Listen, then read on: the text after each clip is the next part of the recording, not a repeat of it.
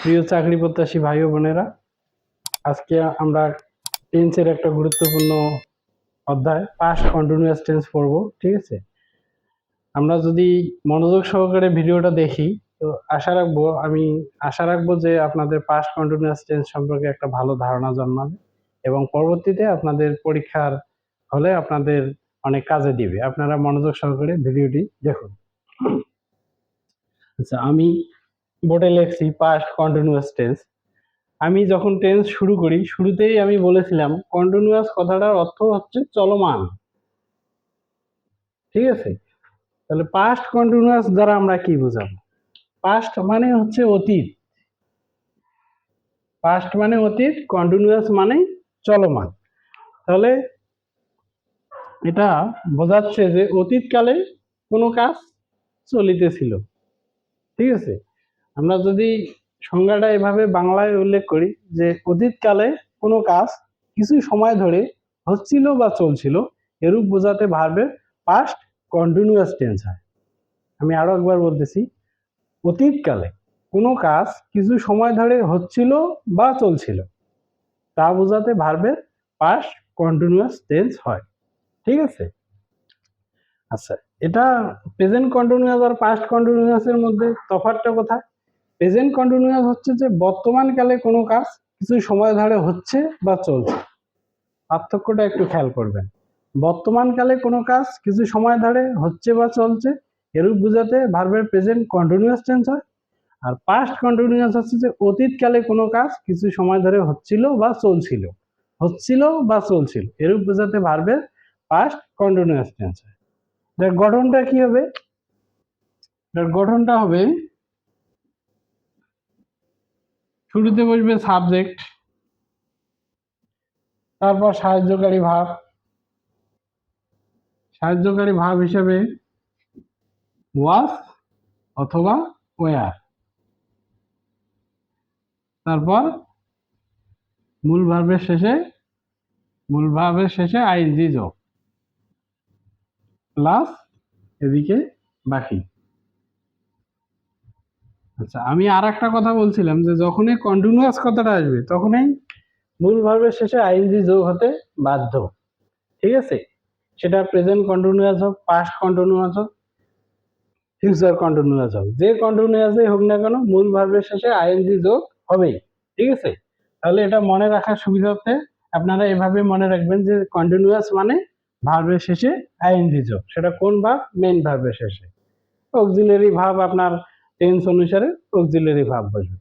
তাহলে past continuous টেন্সের গঠনটা কি হচ্ছে? শুরুতে বসবে সাবজেক্ট, তারপর বসবে সাহায্যকারী ভার্ব ওয়াজ অথবা ওয়ার, প্লাস মূল ভার্বের শেষে আইএনজি যোগ, এদিকে বাকি সব অবজেক্ট বা অন্য কিছু। ঠিক আছে, এটা গেল অ্যাফারমেটিভ সেন্টেন্সের ক্ষেত্রে। আমি যদি এক্ষেত্রে একটু নেগেটিভটা বলি, নেগেটিভ সেন্টেন্সে কি হবে? কিছুই না, জাস্ট এই জায়গাটাতে নট কথাটা যোগ হবে, ওয়াজ নট বা ওয়ার নট। তাহলে কি বসবে? সাবজেক্ট প্লাস ওয়াজ নট, আমি একবারেই লিখতেছি, ওয়াজ বা ওয়ার প্লাস নট, এদিকে যা আছে তাই। ঠিক আছে,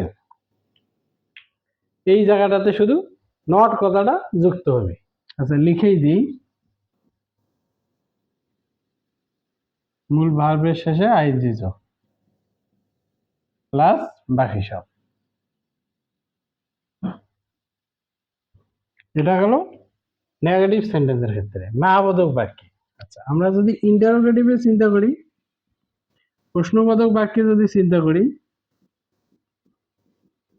তাহলে কি হবে? তাহলে এই ওয়াজ অথবা ওয়ার কথাটা শুরুতে বসবে ওয়াজ অথবা ওয়ার, তারপর বসবে সাবজেক্ট, আর তারপর কে বাকি থাকলো? মূল ভাব। এই মূল ভাবের শেষে আইএনজি যোগ হবে প্লাস এক্সটেনশন। ঠিক আছে, এটা হবে ইন্টারোগেটিভ সেন্টেন্সের ক্ষেত্রে।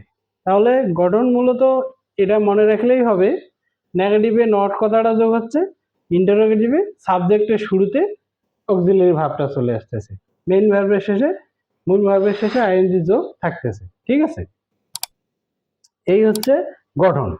আচ্ছা, আমরা এক্সাম্পল দিয়ে জিনিসটাকে একটু ক্লিয়ার করি যে আসলে আমি এই গঠনটা রাখতেছি।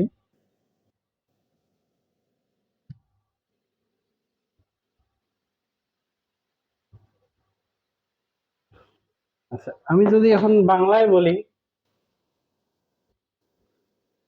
যে নাসিমা একটি বই পড়িতেছিল। পড়িতেছিল, এই যে এই কথাটা একটু লক্ষ্য দেন। আমি যদি এখানে লিখতাম যে পড়িতেছে, প্রেজেন্ট কন্টিনিউয়াস, পড়িতেছিল, তার মানে ঘটনাটা অতীতকালে ঘটতেছিল। পড়িতেছিল যেহেতু, তার মানে সে পড়া তখন পর্যন্ত শেষ করছে কিনা আমরা জানি না। পড়িতেছিল মানে কন্টিনিউ, চলছে, ঠিক আছে। কোন কালে পড়িতেছিল? অতীতকালে। নাসিমা একটি বই পড়িতেছিল। যদি বর্তমান কালে হতো তাহলে কি হতো? নাসিমা একটি বই পড়িতেছে। ভবিষ্যৎকালে হলে কি হতো? নাসিমা একটি বই পড়িতে থাকিবে। এই যে তফাৎ, ঠিক আছে, এটা বাংলায় আমি বলতেছি। আচ্ছা, তাহলে কি করব আমরা? এখানে অবশ্যই আপনাকে যখন বাংলা থেকে ইংলিশে পরিবর্তন করবেন, সেটা ট্রান্সলেশন হোক বা কোনো একটা বাক্য হোক, আপনি শুরুতে অবশ্যই সাবজেক্টটাকে আইডেন্টিফাই করতে হবে যে আসলে সাবজেক্ট এখানে কে আর ভাব কে। সাবজেক্ট হচ্ছে নাসিমা, ভাব হচ্ছে পড়া, ঠিক আছে, রিড। আচ্ছা, তাহলে আমরা গঠন অনুযায়ী কি লিখবো? শুরুতে সাবজেক্ট, তাহলে এখানে বসতেছে নাসিমা।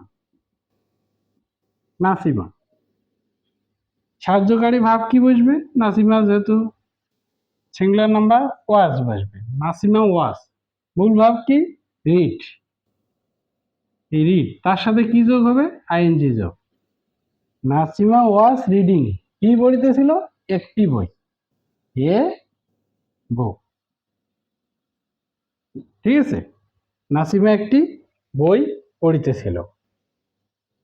ক্লিয়ার? সাবজেক্ট, সাহায্যকারী ভাব, মূল ভাবের শেষে আইএনজি যোগ, বাকি সব। আপনাদের এই জায়গাটা অবশ্যই গুরুত্ব সহকারে পড়তে হবে, ঠিক আছে। আচ্ছা, আমি যদি এরকম আরো কিছু উদাহরণ দেই, আমি কি বলতে পারি?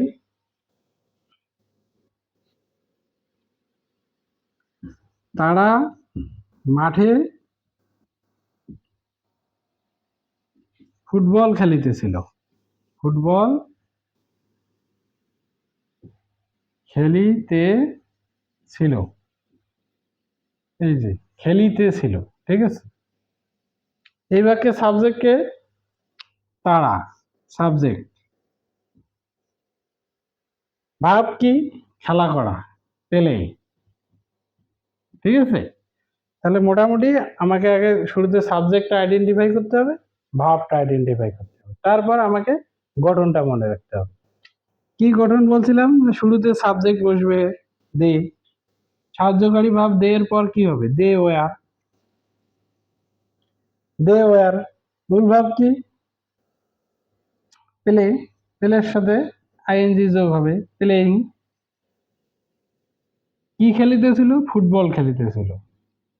ফুটবল কোথায় খেলিতেছিল? মাঠে, in the field. In the field.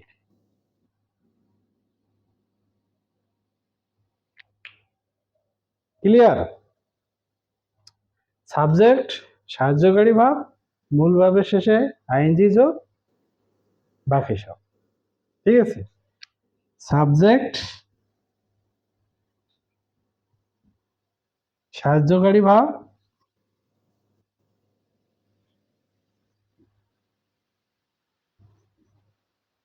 মূল ভাব প্লাস আইএনজি যোগ, প্লাস এদিকে এক্সটেনশন।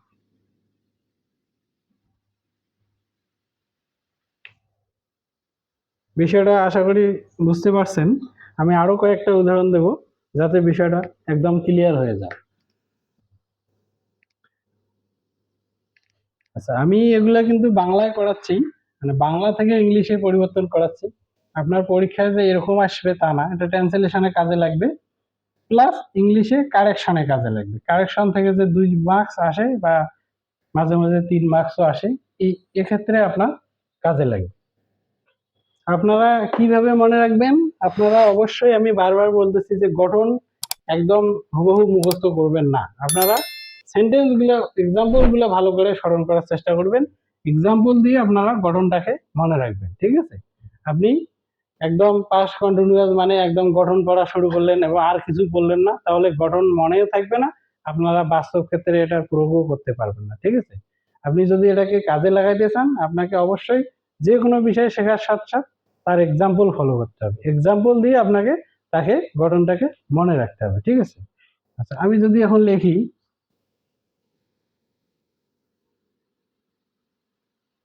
আচ্ছা আমি একটা ইন্টারোগেটিভ সেন্টেন্স করি যে সে কি আমাকে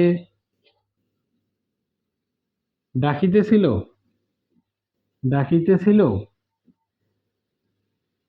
ইন্টারোগেটিভ, ঠিক আছে? আচ্ছা, তাহলে এক্ষেত্রে কি হবে? ইন্টারোগেটিভের ক্ষেত্রে আমি জাস্ট বলেছিলাম গঠনটা যে সাবজেক্টের শুরুতে অক্সিলারি ভাব বসবে, সাহায্যকারী ভাব বসবে, সাহায্যকারী ভাবটা শুরুতে বসবে। তাহলে এখানে সাহায্যকারী ভাব কি হবে? যেহেতু সাবজেক্ট হচ্ছে সে, তার মানে ওয়াজ। সাবজেক্ট কি? সাবজেক্ট হি অথবা সি, তাহলে ওয়াজ হি। এই যে সাহায্যকারী ভাব, সাবজেক্ট, মূল ভাব কি? ডাকা, কল, তার সাথে কি যোগ হবে? আইএনজি যোগ। ওয়াজ হি কলিং, কাকে ডাকিতেছিল? আমাকে, তাহলে মি। আপনারা যদি একবার সেন্সটা গ্রো হয়ে যায়, তাহলে আপনারা নিজেই বাক্য বানাইতে পারবেন এবং নিজেই ইংলিশে ট্রান্সলেট করতে পারবেন, ঠিক আছে? কিন্তু এটার জন্য আপনাকে শুরুর দিকে একটু জাস্ট মনোযোগ সহকারে একটু থিঙ্ক করতে হবে, ঠিক আছে, যে আসলে কিভাবে আসতেছে। এখানে দেখেন সাবজেক্ট সে, ভাবটা কি? ডাকা, কাকে ডাকতেছিল? আমাকে ডাকতেছিল, ঠিক আছে? গঠনটা কি? জাস্ট আপনি যদি এটাকে অ্যাসার্টিভ চিন্তা করেন, তাহলে কি হইতো? যে সে আমাকে ডাকিতেছিল, কি কথাটা বাদ থাকতো, তখন কি হতো? যে হি ওয়াজ কলিং মি, সে আমাকে ডাকিতেছিল। সাবজেক্ট, সাহায্যকারী ভাব, মূল ভাবের শেষে আইএনজি যোগ। জাস্ট এটা যদি ইন্টারোগেটিভ হয়, তাহলে কি হচ্ছে? ইন্টারোগেটিভ হলে প্রশ্নবোধক বাক্য হলো, বাংলাটা হচ্ছে সে কি আমাকে ডাকিতেছিল, তখন জাস্ট এই সাহায্যকারী ভাবটা শুরুতে আসতেছে যে হি ওয়াজ হি কলিং মি, ওয়াজ হি কলিং মি, সে কি আমাকে ডাকিতেছিল, ইন্টারোগেটিভ। ঠিক আছে, আপনারা সেন্সটা ধরতে পারছেন তো? জাস্ট কিছুই না, এখানে অ্যাসার্টিভেও যা, ইন্টারোগেটিভও তা। জাস্ট যেহেতু এটা প্রশ্নবোধক বাক্য, আমরা সাহায্যকারী ভাবটা শুরুতে বসাবো, ওয়াজ হি কলিং মি। আমার মনে হয় যে আর কারো কোনো কনফিউশন থাকার কথা না পাস্ট কন্টিনিউয়াস টেন্স নিয়ে, ঠিক আছে? আপনারা ভিডিওটা শুরু থেকে শেষ পর্যন্ত একটু মনোযোগ সহকারে দেখবেন এবং বেশি বেশি এক্সাম্পল প্র্যাকটিস করবেন। কারণ আপনারা যে কোনো এক্সাম্পল এটাকে বাংলায় পাস্ট কন্টিনিউয়াস ভাববেন, ভেবে এটা ট্রান্সলেশন করার চেষ্টা করবেন। যদি কোথাও আটকেন, তাহলে আবার এই ভিডিও সাহায্য নেবেন। আশা করি আপনাদের সমস্যার সমাধান হবে। আজকে এ পর্যন্তই, সকলেই ভালো থাকবেন।